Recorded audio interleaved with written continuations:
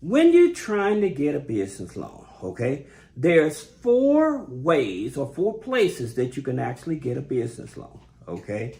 Now, here's the question that I have for you. How much, okay?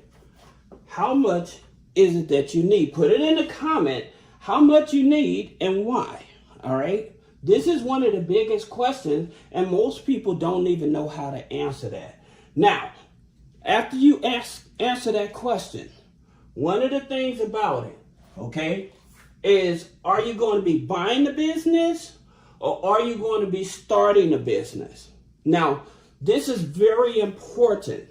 And the reason it's important because the two, they have their pros and cons, okay? So let's look at this before we start talking about these here loans from the fintechs and the rest of it.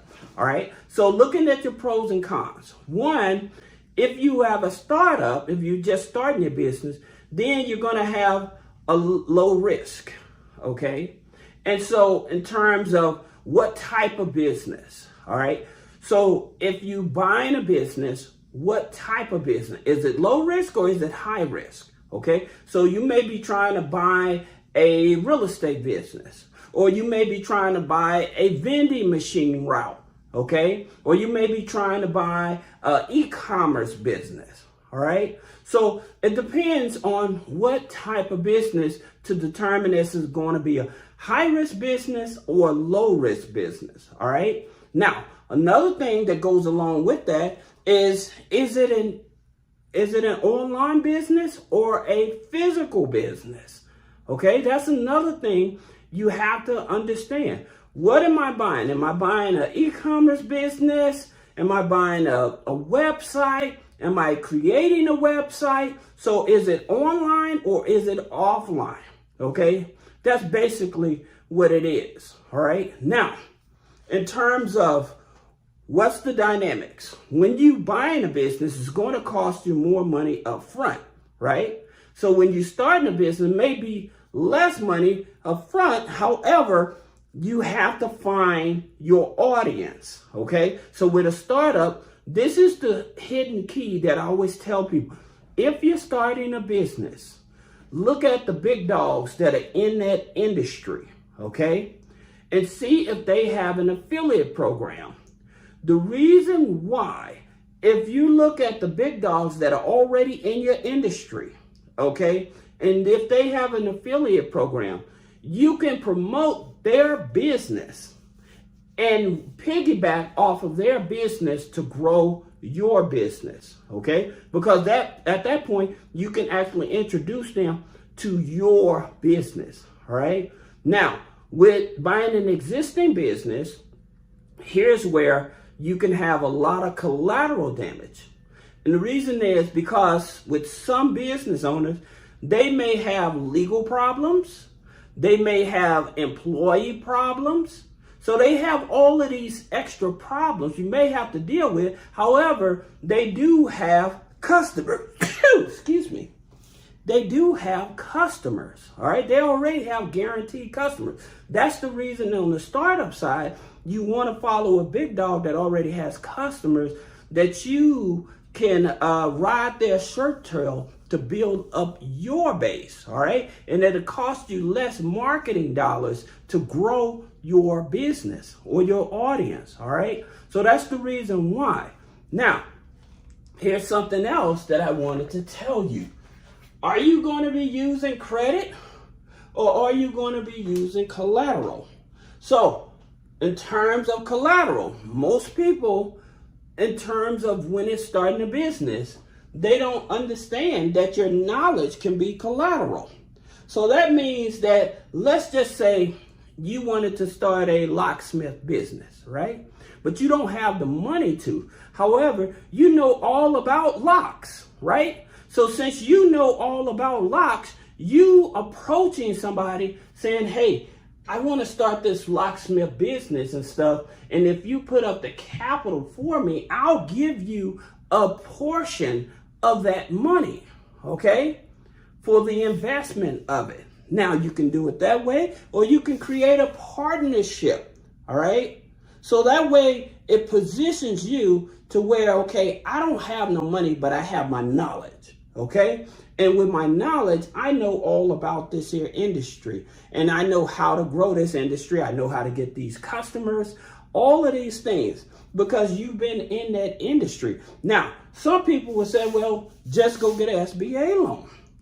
The thing about it, some people may not qualify for an SBA loan. And the reason you may not qualify for an SBA loan, because, you know, during the pandemic, a lot of people got the PPP loans and the EIDL loans, and they defaulted on those loans. Okay, and so that may have disqualified for them getting another SBA loan, right? So that's one of the things that a lot of people are dismissing. And that's the reason why it's starting to become harder and harder for people to get qualified for SBA loans, because they may have had one of those loans and it put them in an uncomfortable position. So in terms of, if you can't get a collateralized loan, then you have to use your credit. All right. So what is your credit? All right. What's your credit score? Do you make your payments on time and stuff like that? Now, with some of these here loans I'm going to tell you about, the minimum credit score usually is about a 550. As a matter of fact, some of them, if you're already in a business, here's how you can actually get those loans. Let's talk about the Fintechs, all right? So one of my favorite Fintechs, I always tell people, is Albert, okay? So Albert, if you're doing like certain deliveries and stuff, all like that stuff, and you're already an entrepreneur in that industry, then you can go from 1,000 up to 10,000. All right, you may qualify for. All right. Now, here's another one, Giggle. All right. So Giggle goes anywhere from 15 to 20,000. Okay, 15 to 20,000. This has nothing to do with the credit. All right. This has nothing to do with the credit. Now, you do have a tribal lender. Okay, which is Credit Fresh. And the reason they're up here, because they offer the biggest loan, okay? And the biggest loan that they offer is a $15,000, all right? Now, they are a tribal lender, all right? And so since they're a tribal lender, they're not going to report this on your credit unless you miss the payment, right? So that means that this won't count against your DTI. And so you can use that money to actually get funding. Now, here's something else. You got the banks, and when I talk about the banks, you're talking about equipment, okay? Equipment loans. Now, with these equipment loans, all right, they're going to collateralize the equipment.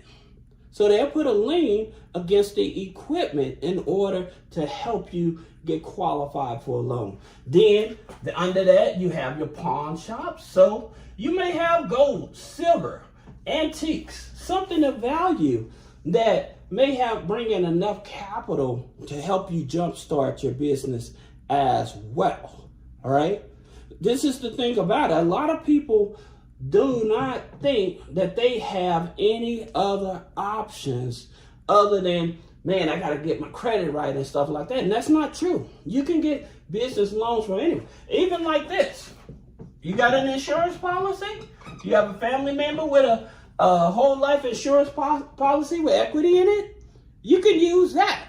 You can borrow the equity from this to get started. You may have an old 401k plan that you can use, or not an old one, even a current 401k plan that you can use to be able to fund your business, okay?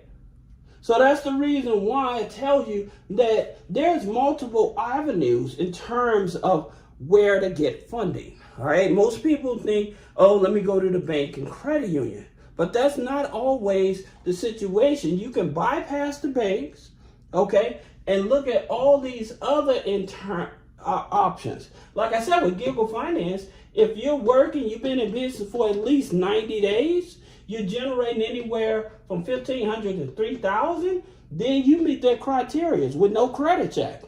So that's the reason why I continue to tell you it's more to this about getting a business loan. You notice I haven't said nothing about a paydex score, a NAICS code, none of that. So that's the reason why I tell you, when you're trying to get business loans, again, make sure that you understand what are your options. I hope this video helps you. If you don't mind, please share, like, and comment. Let me know, what type of business are you expecting to start? How much money you need, and why do you think you need that amount of money? All right? So I'll see you in the next video.